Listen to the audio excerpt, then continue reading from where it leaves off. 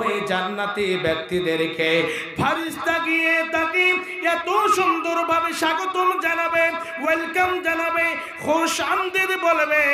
বলার পর বলবে আপনাকে চিন্তা করতে হবে না, আপনার কোনো অসুবিধা হবে না, আপনাকে কোনো সমস্যায় পড়তে হবে না। আপনার জন্য এখন থেকে সম্মানদায়ক রুজি আরম্ভ হয়ে গেল। তুমি যা ইচ্ছা তা তুমি খাও, তুমি এই জায়গাতে সুন্দরভাবে বসবাস করো। এই কথা একটি মানুষের রূপ ধারণ করে এত সুন্দর সুগন্ধি ছুটবে, সে ব্যক্তি গিয়ে তাকে এরকম ভাবে স্বাগতম জানাবে। সেই জান্নাতি ব্যক্তি বলবে তুমি কে, তুমি বলো, মান আনতা, তুমি কে তুমি বলো। সেই জায়গাতে বলবে আনা আমালুকা সলিহ, আমি হলাম তোমার ভালো আমল। তুমি জীবনে যা ভালো আমলগুলো করেছিলে, আমার গ্রামে জলসা হয়েছিল, তুমি সুন্দরভাবে হাদিস কোরআনের বয়ান শুনেছিলে, তারপর আমল করেছিলে, সেই জায়গাতে কবরস্থানের নামে তুমি কোটি কোটি টাকা, 500 টাকা, 1000 টাকা এরকম করে বিশাল আকারে তুমি দান করেছিলে। গরিব অসহায় অনাথ অনাথদের মাথায় হাত দিয়েছিলে। ঠান্ডার মৌসুমে যারা গরিব মানুষ তাদের শরীরে কোনো জামা কাপড় ছিল না, তাদের জামা কাপড়ের ব্যবস্থা করেছিলে। দেখো আমি একটা শব্দ দিয়ে সেই বলবে আনা আমালুকা সলিহ, আমি হলাম তোমার ভালো আমল। এই কথা শুনে জান্নাতি ব্যক্তিরা আরো খুশিতে প্রফুল্ল হয়ে যাবে, আখানা হয়ে যাবে। আর তাকে এত সুন্দর সম্মান দিয়ে এত সুন্দর ভাবে দোলহার মতো তাকে খাবার দেবে। আল্লাহ রাব্বুল আলামিন কোরআনের মধ্যে ঘোষণা দিচ্ছেন, আল্লাহ বলেন সেই জান্নাতের মধ্যে যা চাইবে তাই পাবে।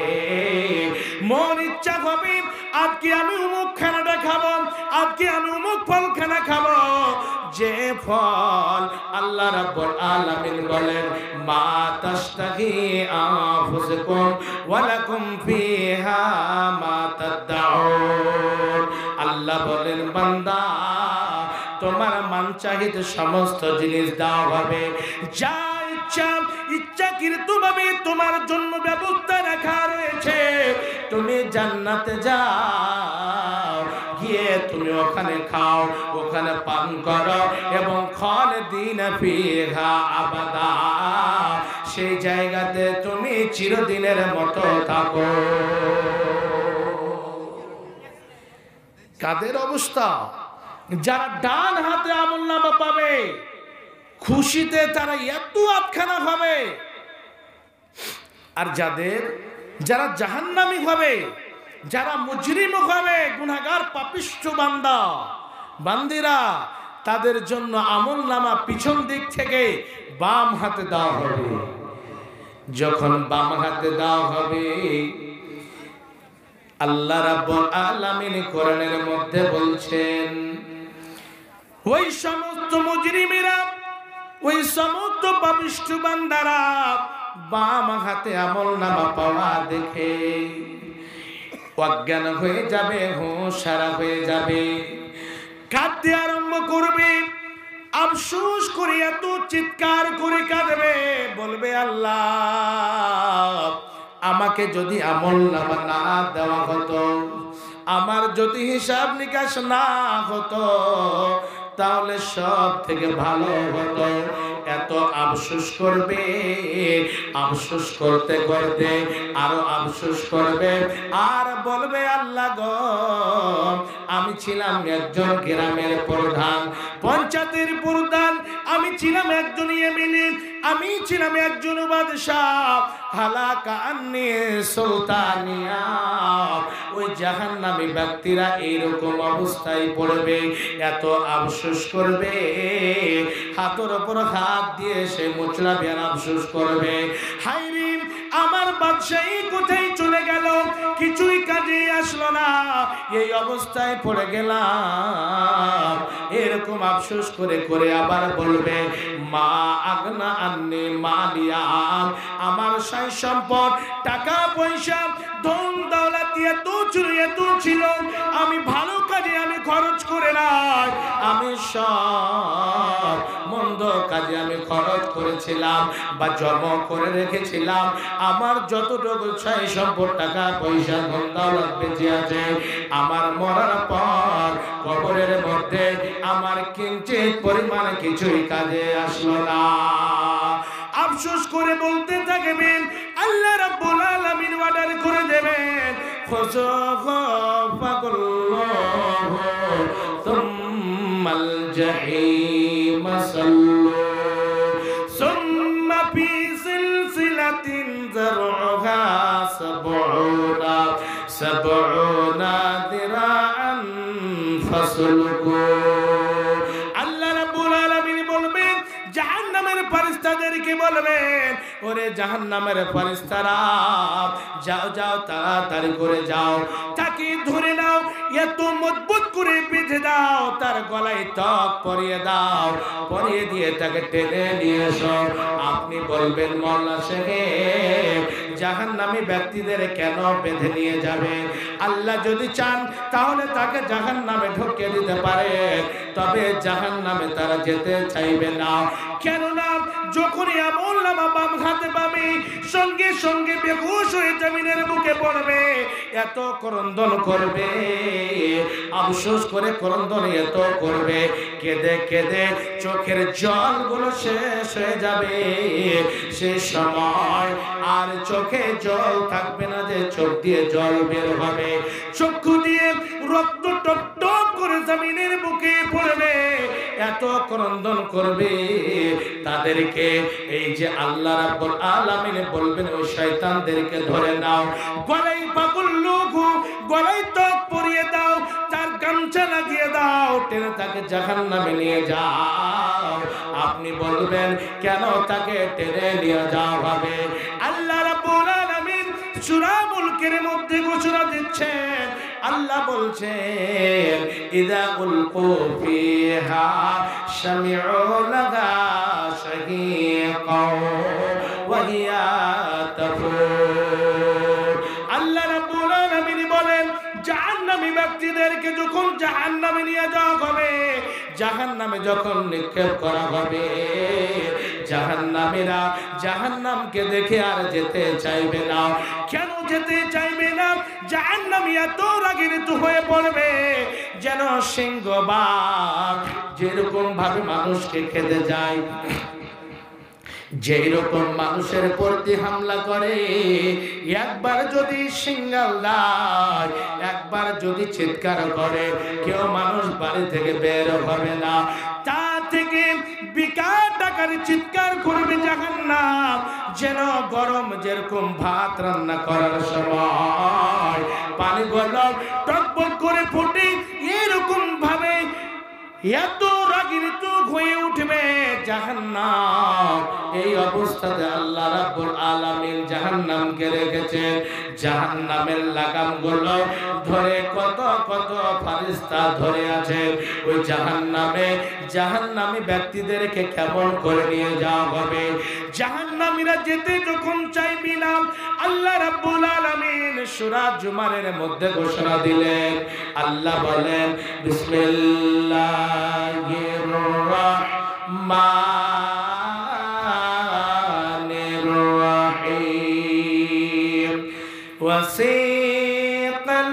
ওয়াসিকাল্লাযীনা কাফারু ইলা জাহান্নামা যুমারা। আল্লাহ রাব্বুল আলামিন বলেন, ওই সমস্ত জাহান্নামীদেরকে কোন জায়গা নিয়ে যাওয়া হবে, কি রকম করে নিয়ে যাওয়া হবে? যেই মতো আপনারা ছোটকালে আমরা ছোটকালে আমরা মহিষ ছাগল গরু চড়িয়েছি একটি লাঠি নিয়ে, আমরা 10টি 12টি করে এরকম গরু চড়িয়েছি। যেই রকম গরুর রাখাল, যে রকম ছাগলের রাখাল, যে রকম মহিষের রাখালেরা গরু ভুষগুলোকে পিছন দিক থেকে পিটিয়ে নিয়ে যাওয়া হয়। আল্লাহ বলেন ওয়াসিকাল্লাযীনা কাফারু ইলা জাহান্নামা যুমারা, তাদেরকে পিছন দিক থেকে পিটিয়ে নিয়ে যাওয়া হবে। তোমরা চলো, যখন যেতে চাইবে না তখন তাদের উপরে কোড়া আরম্ভ হয়ে যাবে, টেনে। এই যে দেখতে পাচ্ছেন আল্লাহ বলছেন তাকে 70 গজের জিঞ্জির দিয়ে বেঁধে দাও, বেঁধে দেওয়ার পর তাকে জাহান্নামের মধ্যে নিক্ষেপ করে দাও, টেনে তাকে পিটিয়ে নিয়ে জাহান্নামের গেটে নিয়ে যাবে।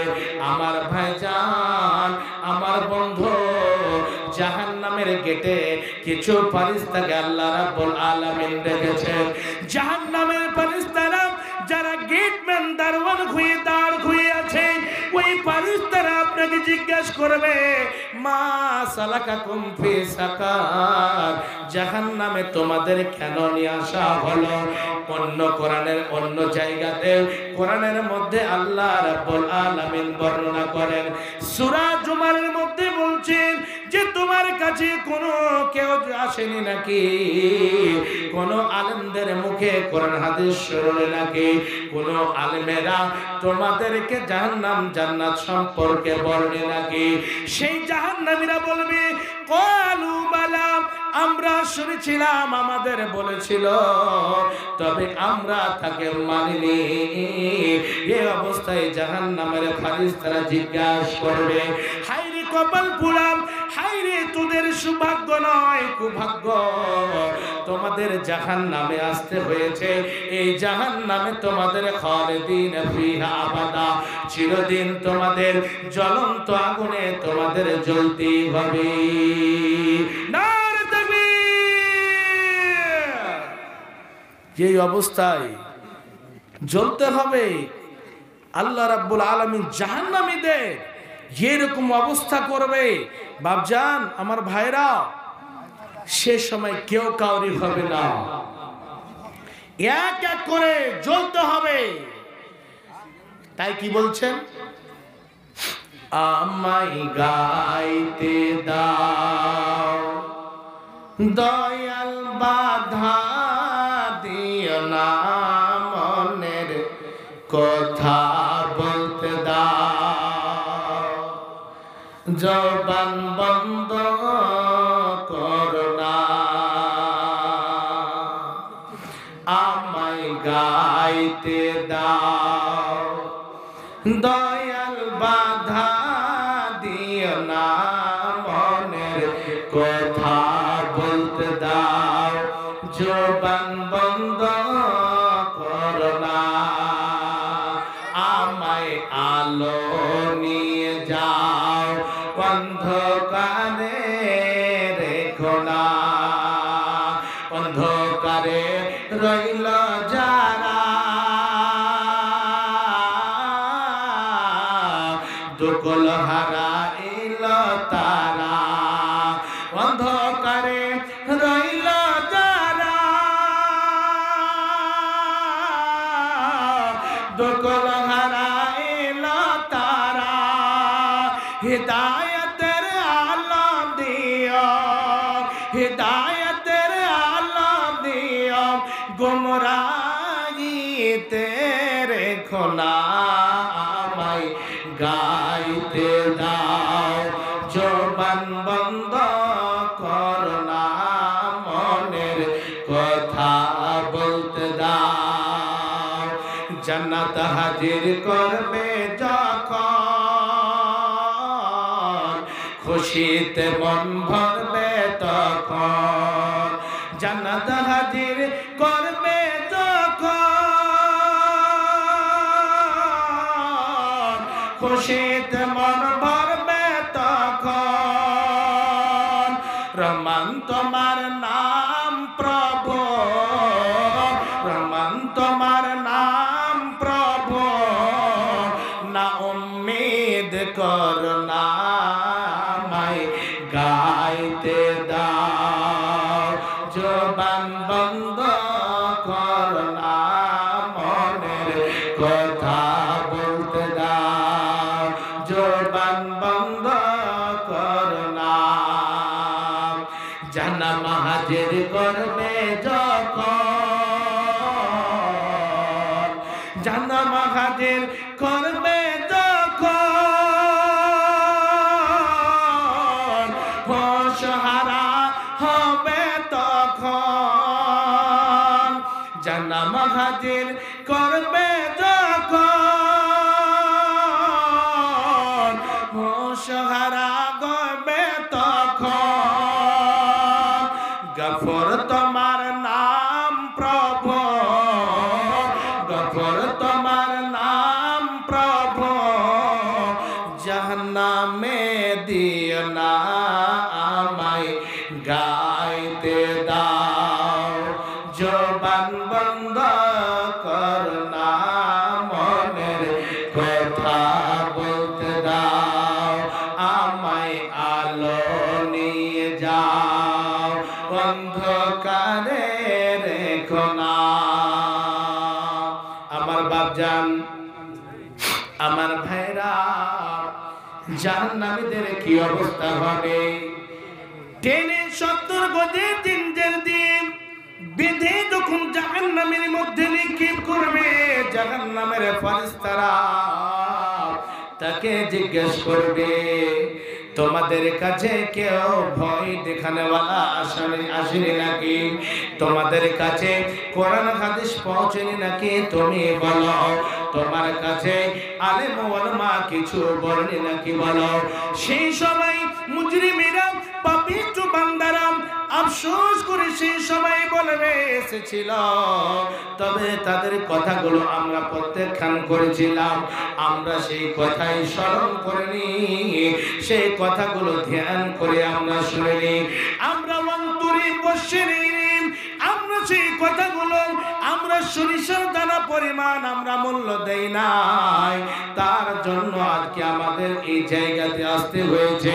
তাদের জন্য বিশ্ব নবী নবী মুহাম্মদুর রাসূলুল্লাহ সাল্লাল্লাহু আলাইহি ওয়াসাল্লাম বলছেন, হাদিসের রাবী বারা ইবনে আসিব রাদিয়াল্লাহু তাআলা আনহু, জাহান্নামে যখন যাবে তাদের আযাব কি এরকম ভাবে দেওয়া হবে? নবীজি বলেন, একজন ফেরেশতাকে পাঠানো হবে, ফেরেশতা হবে বহিরা এবং অন্ধ, সে শুনতে পাবে না, সে দেখতে পাবে না। আল্লাহ রাব্বুল আলামিন ওই ফেরেশতাকে একটি হাতুড়ি দিয়ে পাঠাবেন, পাঠার পরে বলবে, যাও গিয়ে তাকে এরকম ভাবে পিটাতে আরম্ভ করো। এত পিটাবে, এত পিটাবে, মাটির সাথে মিশ্রিত হয়ে যাবে, কোনো হাড়গোড় কোনো মাংস দেখতে পাওয়া যাবে না, আবার শরীরে ভাবে, এবং তাকে সব সময় পিটাতে থাকবে। এত চিৎকার করবে আমার মা জননী, আমার বাপজান ভাইরা, এত চিৎকার করবে, সেই চোখে দেখতে পাবে না, কানও শুনতে পাবে না। আল্লাহ এই জন্য বহিরা এবং অন্ধ ফেরেশতা দেবে। যদি কানে শুনে নাই তাহলে তাকে মহব্বত জন্মাবে, সেই দেখে যেন মহব্বত তৈরি হয়ে যাবে।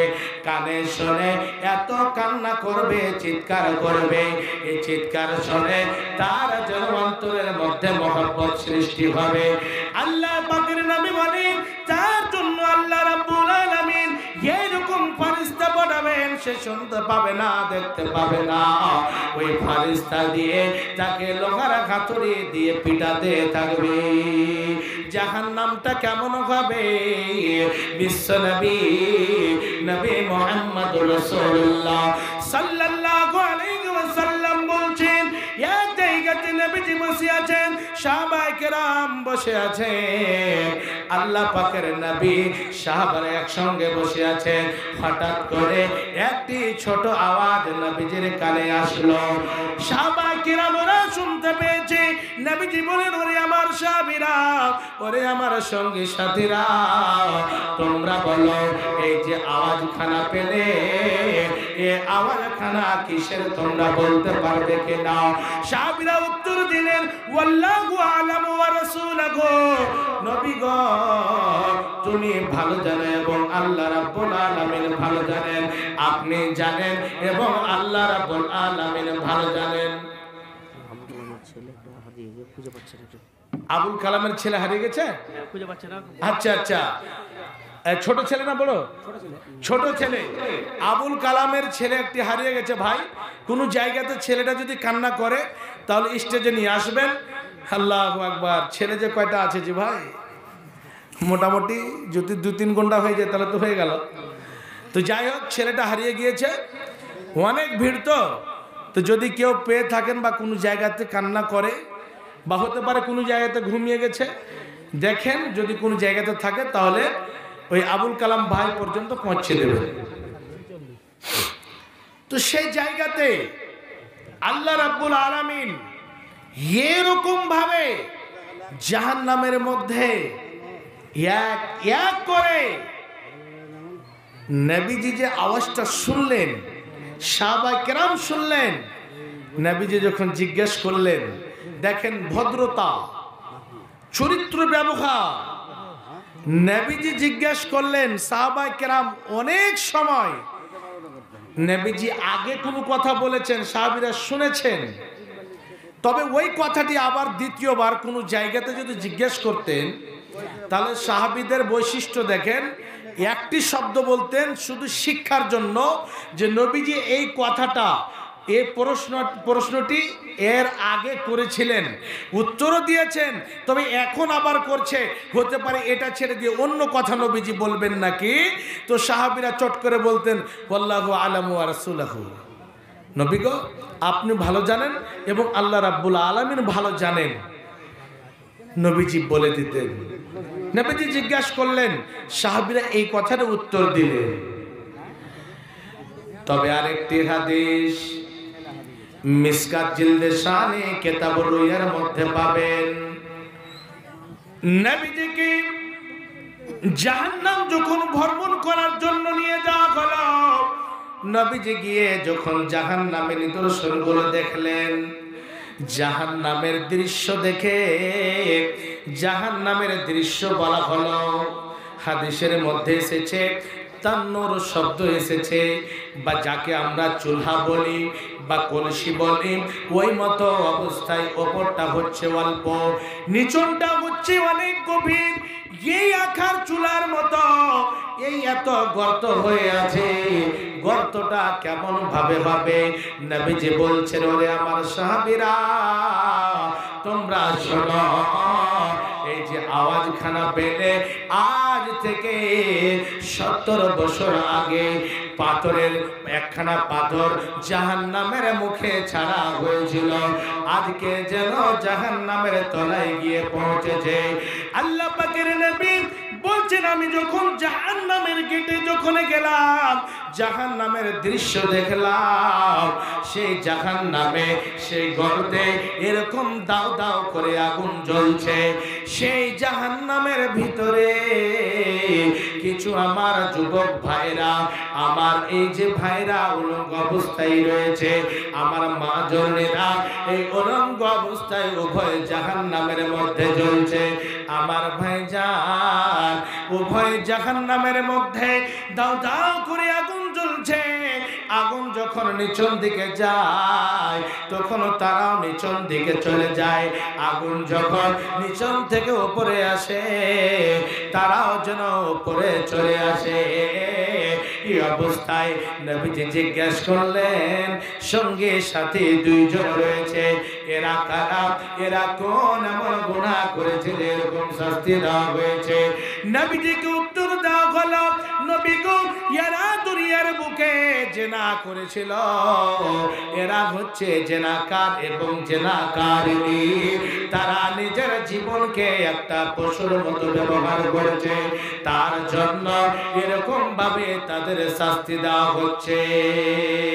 বাপজান আমার ভাইরা, লম্বা হাদিস রয়েছে, তার মধ্যে একটি অংশ আর একটি দৃশ্য নবীজি দেখলেন। একটা তালাবের মতো, একটা কূপের মতো, নহরের মতো হয়ে আছে। সেই নহরে রক্ত এবং পোজ এরকম গরম হয়ে আছে। ওই জাহান্নামীরা সে জায়গাতে হাবুডুবু খাচ্ছে। চতুর্দিকে আল্লাহর ফেরেশতারা পাথর নিয়ে দাঁড় হয়ে আছে, ইট পাথর নিয়ে দাঁড় হয়ে আছে।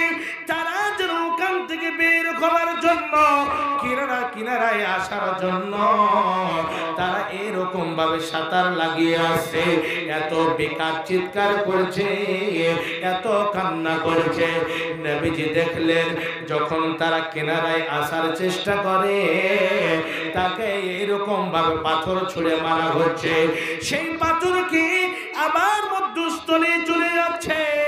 নবীজি দেখে জিজ্ঞেস করলেন, ওরে আমার সঙ্গী সাথীরা, এরা কারা? এদের কেন এরকম শাস্তি দেওয়া হয়েছে? বিশ্বনবী নবী মুহাম্মদুর রাসূলুল্লাহ সাল্লাল্লাহু আলাইহি ওয়াসাল্লাম যখন জিজ্ঞেস করলেন, আল্লাহর ফেরেশতারা উত্তর দিচ্ছে, নবী গো, এরা ওই লোকেরা যারা দুনিয়ার বুকে সুদ খেত, সুদের কারবার করেছে, সুদ খেয়েছে, ওদের জন্য এটা আল্লাহ আযাব দিয়েছে।